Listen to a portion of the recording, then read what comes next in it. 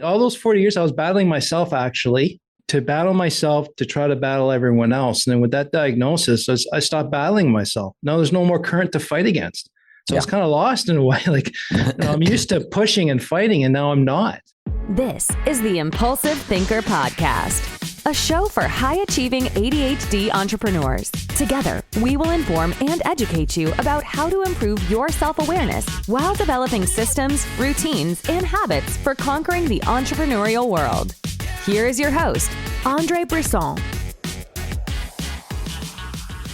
Hey there, it's Andre, the Impulsive Thinker. In November 2023, I was on a podcast called Clarity Generates Confidence by Gary Mothershead. He's the host of the Clarity Generates Confidence podcast. He invited me to be on his podcast, and you also heard him on mine, where we discuss more his words about clarity generates confidence. But I was on his podcast, and Gary and we go back to 2011, and right now at this recording, it's 2023. And he was my strategic coach when I first joined the program, and now we've kind of circled back, and he's my coach again. So he saw me pre-diagnosed I think I was starting to live my life tempest. And then we kind of saw each other and chatted in between. And then just the last couple of years, we started to see each other again in the workshops as my coach again. And we talked about, he brought out some good stuff I didn't know I had. And it was around journey of self-discovery and the power of embracing one's uniqueness. And also my journey from the past to today. And I was thinking maybe again back on the podcast and rediscuss this, but I decided with his permission is to just rebroadcast this discussion under his title, under his music, under his IP, because there's no way, I don't think we could have recreated this conversation and get the true nuggets that were in there, which I believe you, the listener, are going to get a lot out of. It's going to be self-reflective. I think there's going to be a lot of stuff you're going to say, hey man, that is me. That's my journey, my experience, or you can at least relate to it. And therefore, this is rebroadcasted in its entirety. And it's called Clarity Generates Confidence by Gary Mothershead. And the episode was called Embrace Differences, Redefining Success. So please have a listen. Let me know what you think of this episode and if anything resonated with you. And again, this is all about journey of my self-discovery and me empowering my own uniqueness from my journey from the past to today. So thank you and have a good listen.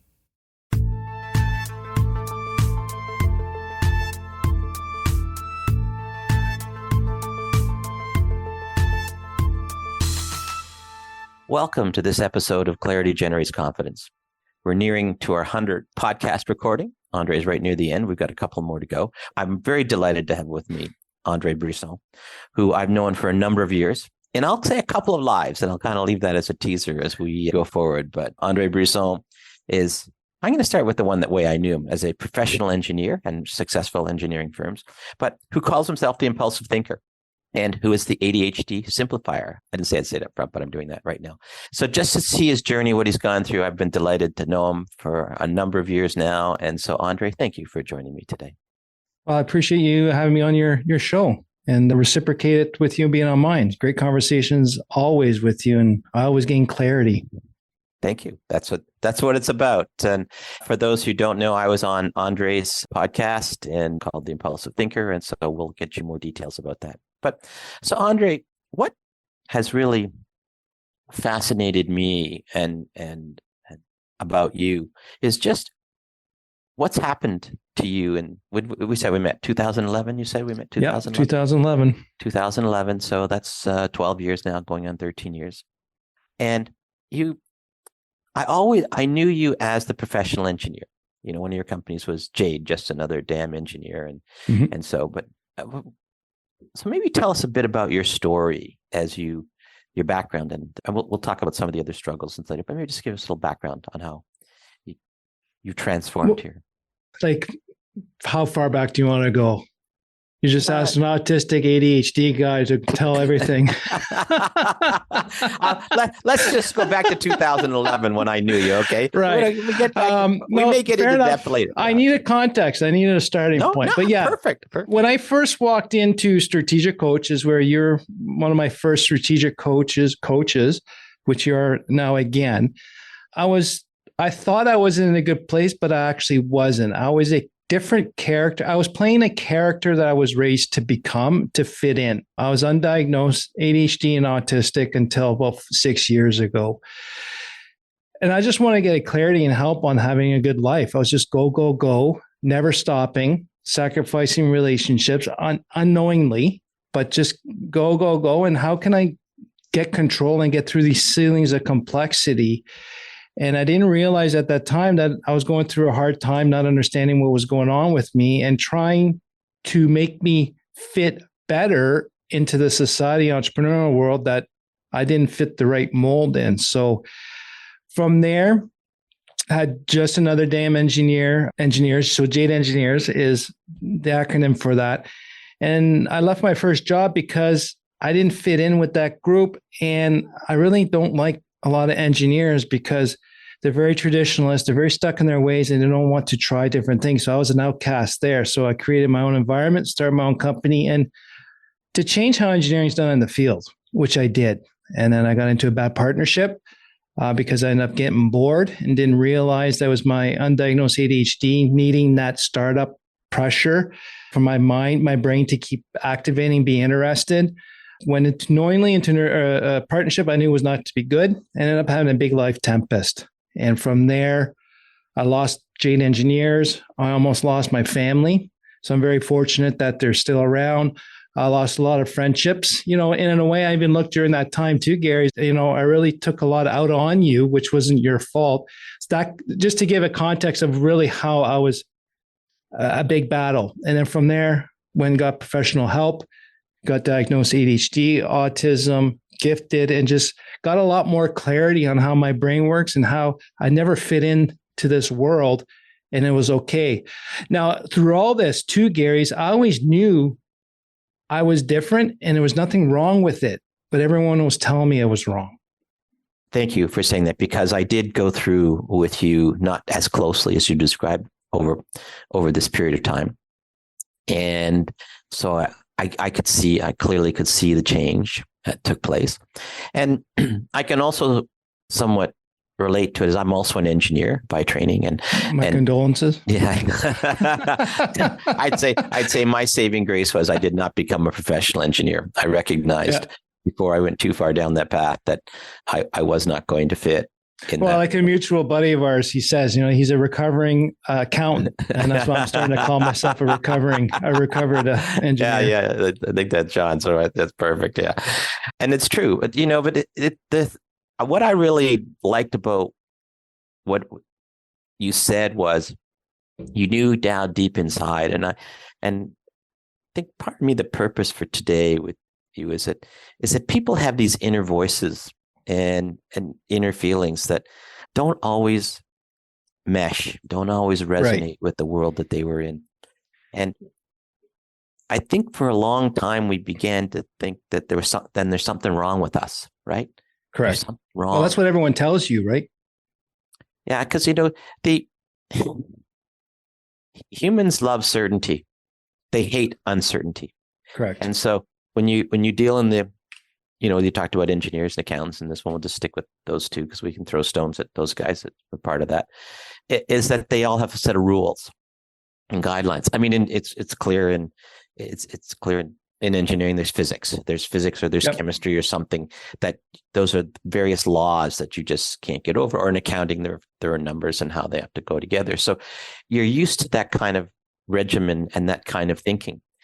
If you don't have that same thought process, now you've got to disconnect with your real the outside world and the inside world. Maybe I'll put it that way. Yeah, and then for me, like throughout the journey, like I always knew inside that this was correct. Like, this is the best way. And I think that guided me to where I was today. It was all at my expense because I was trying to fit in, be accepted. And one of the biggest things I realized was every time I succeeded in engineering, I ignored all the rules of what the books say, all of what you're supposed, all the business people say you're supposed to. But when I followed those rules, that's when I got into financial trouble or I got into trouble.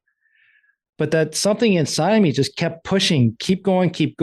And it's almost as if now I'm reflecting right now and impulsively that the answer is down the road, but keep going. And then with my ADHD diagnosis, my unique ability, it's always been about protecting people's rights to be accepted and valued as unique people. And then I just got that clarity and the explanation. And now I got vocabulary. I can explain stuff, and I'm starting to see that in other people. And I'm trying to help. Now I'm helping others understand themselves better, their true selves. You're an oddball. That's cool. But we need you in this world. You have value. So let's get that figured out and move forward. Well, the hardest thing is for us is to value ourselves.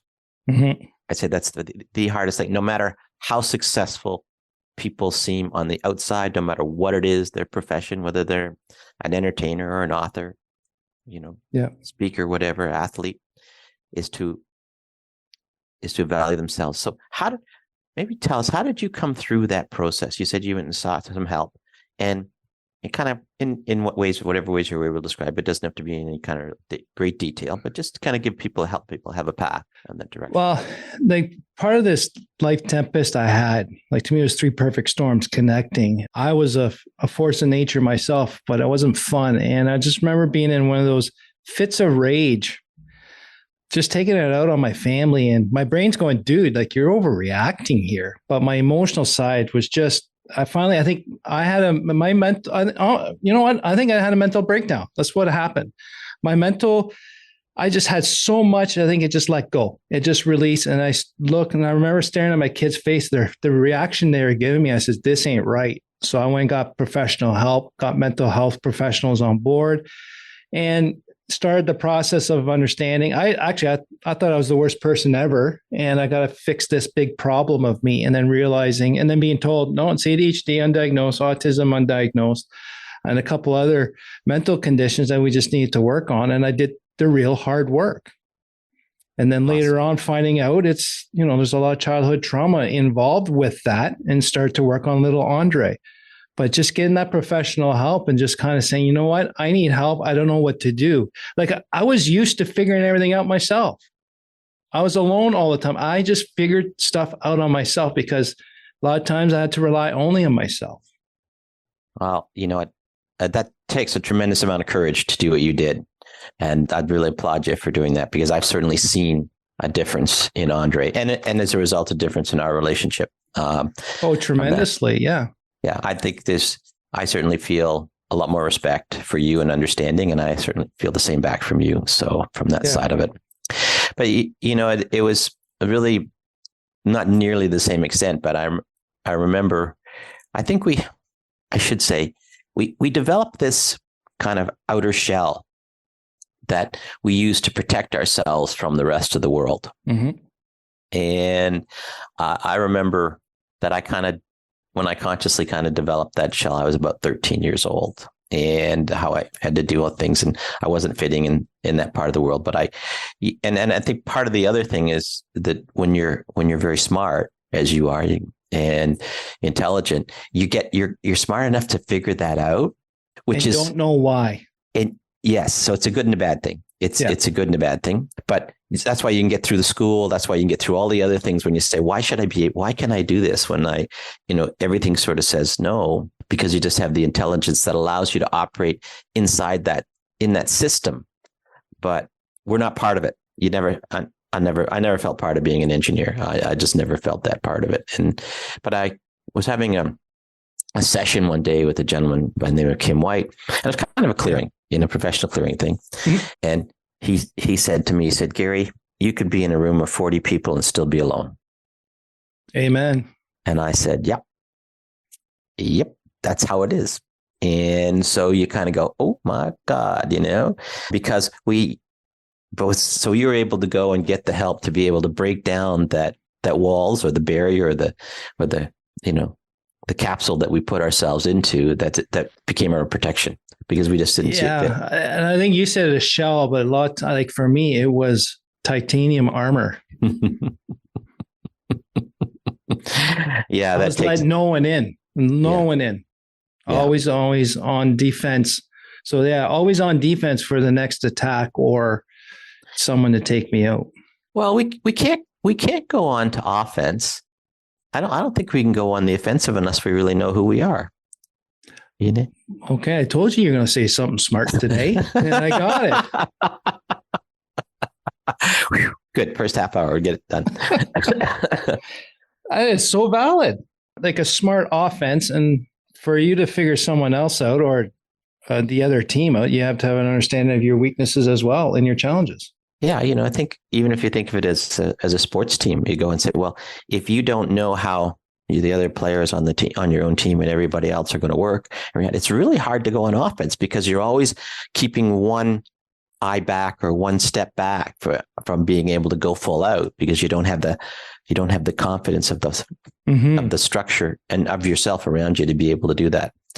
And that's the most important part. And so as we think about this today, is that that journey of self-discovery, whatever that becomes, I think is really, truly, truly important. And however you get there, and whatever it might take for each individual to do that.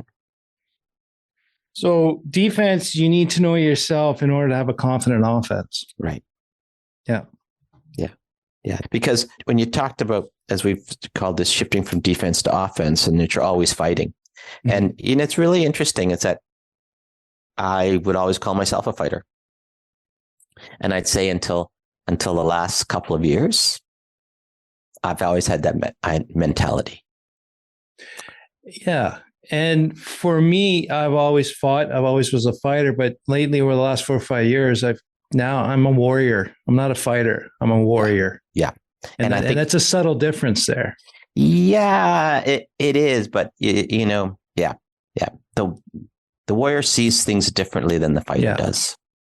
And I really like that one. I really like that perspective on things. And so we can always achieve something, but I don't think we're fully able to achieve what we're capable of because we always have to battle. Just put it so until we become that warrior. I mean, the life is always a battle. So I'm not going to say you get away from that.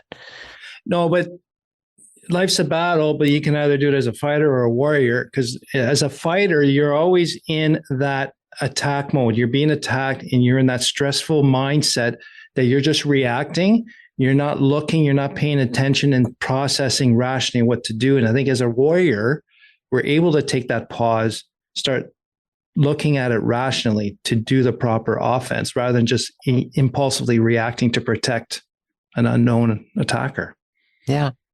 Let's go a little bit different from that, because I think that's a great thought and we won't lose it, but we'll come back to it. But why the impulsive thinker? How did that come about? Well, the impulsive thinkers, everyone who's probably listening is aware of Gary, and we talk about unique ability with strategic coach. And that was one of my best habits of my unique ability. And everyone keeps telling me that I don't have a lot of good ideas, or I have good ideas, but I never realized that I don't really have them until I'm actually talking to someone. So as I'm a fact finder, so I'm really good at processing stuff on paper or written. That's my, fact finders is all about written communication. But it was hard for me to develop ideas on paper first, but I come up with them. And then I realize I need someone else in the room to come up with these impulsive thinking, because as I'm talking to someone, all these random things are connecting that are not really relevant to the conversation or the challenge. So that's where the impulsive thinker came about. So I connect a lot of dots by talking to people. And if I talk to intelligent people, I get to learn lots as well, too. Well, Andre, it's really kind of interesting from that perspective is that Stephen Jobs would say that creativity is just connecting things. Yeah. And then he was asked, well, what about people who are really creative? They just connect more things. Yeah. And so that just made a whole pile of, relieved me of a lot of things because, and I think, you brought up, think about fact finders and quick starts and Colby, which we've talked about before. But the being a fact finder, it's the instinct to gather information first. Yeah. And so you and I are opposite in the sense that my instinct is to act first. So I'd say probably impulsive thinking is the norm for me, because I don't need to have any facts. Right. Oh, you're a quick start. Yep. And so it's interesting. So I like how you put this from the impulsive thinker, because most people would say, well, if you're an impulsive thinker, that can't be good, is it? Is it good to be an impulsive thinker? I think it does. That's one of the ways I always solve these solutions quickly on site. Right. And that has a lot to do with my impulsivity of my ADHD brain. Like doesn't inhibit, just goes. So whatever I come up with first comes out first. Right. So that's the speed at which your brain can process. Yeah. Right. So in spite of requiring it to have a lot of facts, you process things really, really quickly. Correct. That side of it. And that's what I like to say. I devour a lot of complex information and I spit it out and simplify it and reframe it for everyone else to understand. Yeah, cool. So you talked about it a little bit, but I want to come back to what did it mean for you to be diagnosed? Because people who are young will go get put on Ritalin or what other drugs it is, which I've never really liked the idea, but I don't know. What's it mean? What did it mean for you to have that diagnosis done? What it meant was explain. Well, when I looked at the psychiatrist, I fought him for a while. I said, there's no way that these 4 letters are going to explain my last 40 years of my life to the T. Right. And he goes, yep, it is, buddy. You got to accept it. And once I came around and started to look back, like, it's not an excuse. It was an explanation. Thank you. Right. I'm still responsible for the stuff that I did because of undiagnosed ADHD impulsivity. But I take ownership of that and I'm comfortable with what's happened so I can move forward. But it's an explanation. And that just clarified a lot of stuff. Well, what it did is it really validated that what I believed was me was true. My brain is wired differently than the rest of the world. So the analogy I like to use is the ADHD brain is it's like a hunter in a farmer's world. We're in a farmer's world right now. And the only time you really like the way I think and do things is when there's trouble and everyone no longer thinks rationally. I love those situations. Everything slows down. I can sort all this stuff because it's unconventional way of thinking and doing things, and everyone appreciates it. And then until everything's calm again, they want you gone because to them you're disrupting, or because you're not following the traditional way of solving problems. Yeah, you would have been an ER doctor if that had been the case. Yeah, firefighter or whatnot. Like even on construction sites, that's why I was well known on construction sites, is when nothing goes well, that's when you call me. Yeah. I can get the trades to work together. Let's go to the solution. This works, quick. Let's get her done. While everyone's fighting, everything seems to make sense to me then. Yeah, it's a very different perspective in the way people look at things. And I can understand that because I see the world, again, differently than a lot of other people. So, and exactly, just being an entrepreneur is you're looking at the world differently, and you're a minority in that. Yeah, and then add that more on other levels. It was validation to such an extreme that it just made sense. And then once I got over the blues of I wish I would have known, it was like, you know what? I'm who I am today because of this experience. So how can I transform it? And now I'm helping people understand the clarity. You call me the ADHD simplifier at the beginning because I've simplified ADHD to its core components so that people can understand and act on it. Yeah, I think that's so valuable. And, I really love a comment that attributes to a person we both know, Dan Sullivan, is that he said, you know what forgiveness is? Well, I forget that one. Yeah. Giving up the hope of ever having a better past. Yeah. And so if we've got to, again, this is just the pieces fit together. If we can forgive ourselves for what's happened, and maybe because we didn't know, or whatever the case may be in your case, and can come to understand who we are as a person, then we can become that warrior for good, that we don't go becoming destructive, because we're always going to battle. We don't want to be battling ourselves. You don't want to compete with yourself. That's exactly it. I was battling all those 40 years. I was battling myself, actually, to battle myself, to try to battle everyone else. And then with that diagnosis, I stopped battling myself. Now there's no more current to fight against. So it's kind of lost in a way. Like, I'm used to pushing and fighting, and now I'm not. But look what it's done. What's it done to your creativity as a result of that? You're able to see things more clearly and rationally, right? Because I'm not trying to keep up with the Joneses. I'm not trying to keep up with everything else. Now I'm just trying to keep up with me and make sure I'm sticking to what I know best and do best. So, and that's also given you a completely new purpose and new direction. Yeah. Right. So let me talk a bit about that. So what's next for Andre? What's coming up now? Well, there's no surprise here, but I do have an engineering company. So that's still going on. But right now, what I've done is I've started Tactical Breakthroughs from the Impulsive Thinker, which is, going around helping other high achieving ADHD entrepreneurs better understand themselves and give them a vocabulary of validation so that they can actually advocate for themselves to other people. We can't, ADHD to me is not a medical condition. It's a societal condition. So it's an external thing that we're fighting. So I'm helping a lot of people understand that ADHD is simply an executive dysfunction. It's time blindness and it's challenges. The brain has challenges of inhibition. It's just the way the brain is.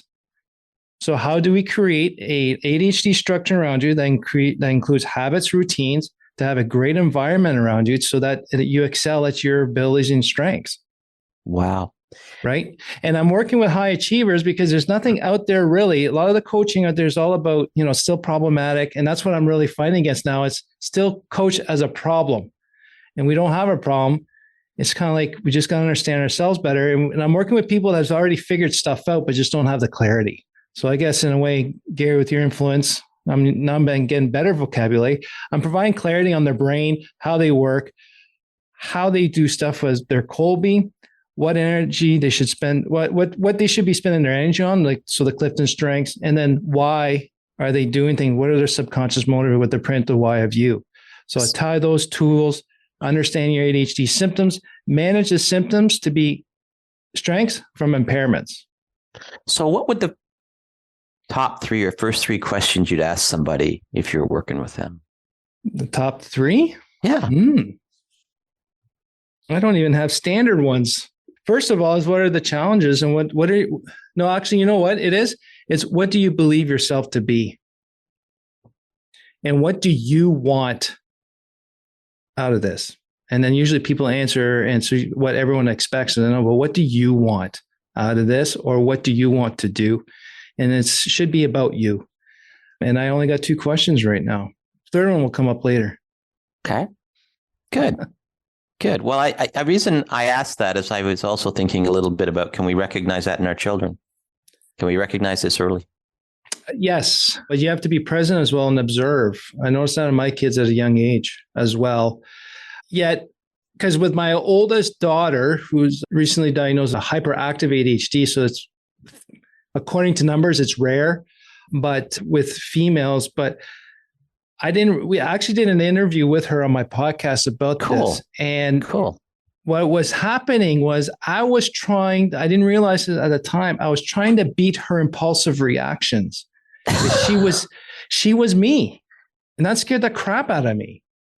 She was 3 years old and I saw her and me and the trouble that I got in and things that were inappropriate, air quotes.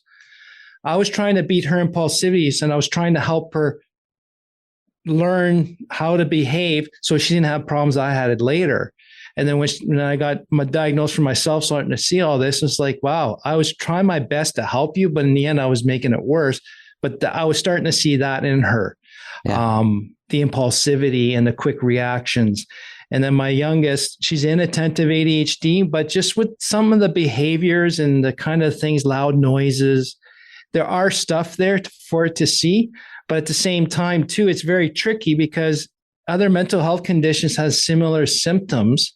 And if you treat those, then they go away. But if you treat them, but they're still there, then it can still be ADHD. And then let's throw the autism side on it. There's some similarities there. So it can be seen, but I think you have to understand, but a little bit about it, but more so watch your kids being them and not trying to force them to be something that they're not. Right. I knew when I was young, I was never allowed to be me. So I really let them be them as much as possible. Yeah, and I'd have to say, I think that was fortunate in the sense that my parents let me be me. And there's certain things I had to do. I mean, my dad was a tough guy. He grew up during the Depression and all sorts of other things and through the war. And I never felt out of sorts as a result of that at home. So, Andre, you might I know that by the time this airs, it will be done, but my virtual power up on Thursday is all about who you are. And it's called Clarity Generate Conference. You got a couple hours on Thursday. Come and think about yourself a little bit. Will do. A little promo. So, Andre, one last question. What would you like our listeners to do in two ways? One, how can they help themselves? And then also, how can they connect with you? Help yourselves.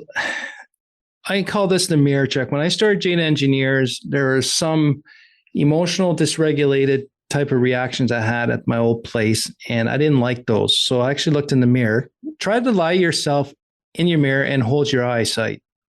Try to hold your gaze and lie to yourself. You can't do it.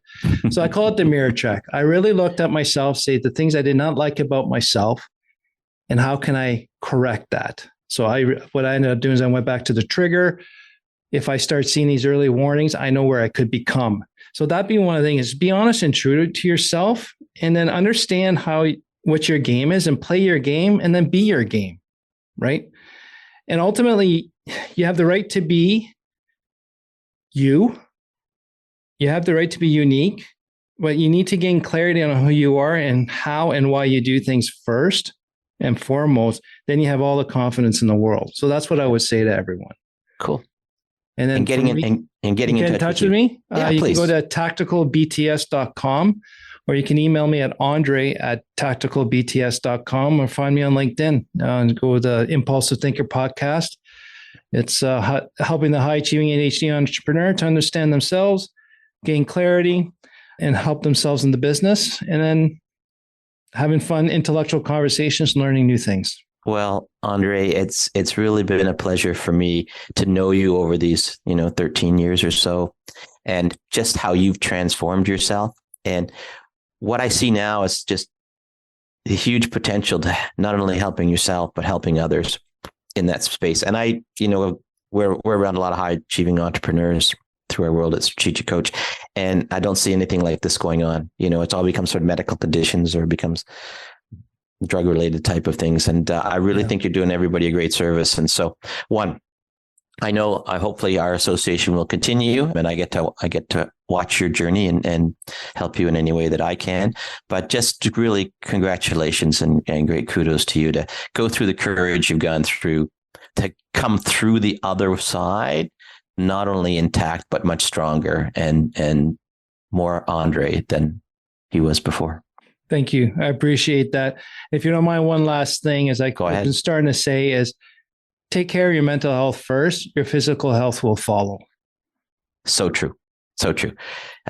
I usually ask for the last word from you, but you gave it to me. So that's sorry, perfect. I impulsively jumped in. Well, that's perfect. You just displayed it all. That's great. You were anticipating what's happening. So I'm delighted. So Andre, thanks for joining us today. And thank you very much. And to all of our listeners out there, until next time, please stay safe and stay healthy.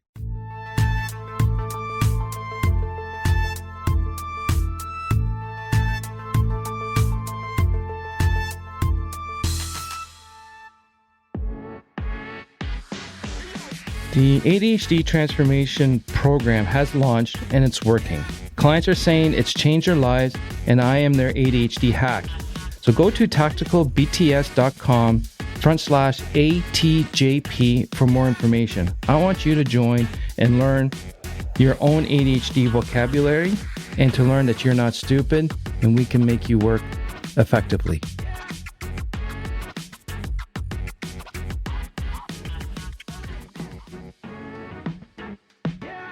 Thank you for listening to the Impulsive Thinker podcast. If you have a question, comment, or suggestion for the show, please visit theimpulsivethinker.com. The Impulsive Thinker podcast is produced by Tactical Breakthroughs and hosted by Andre Brisson.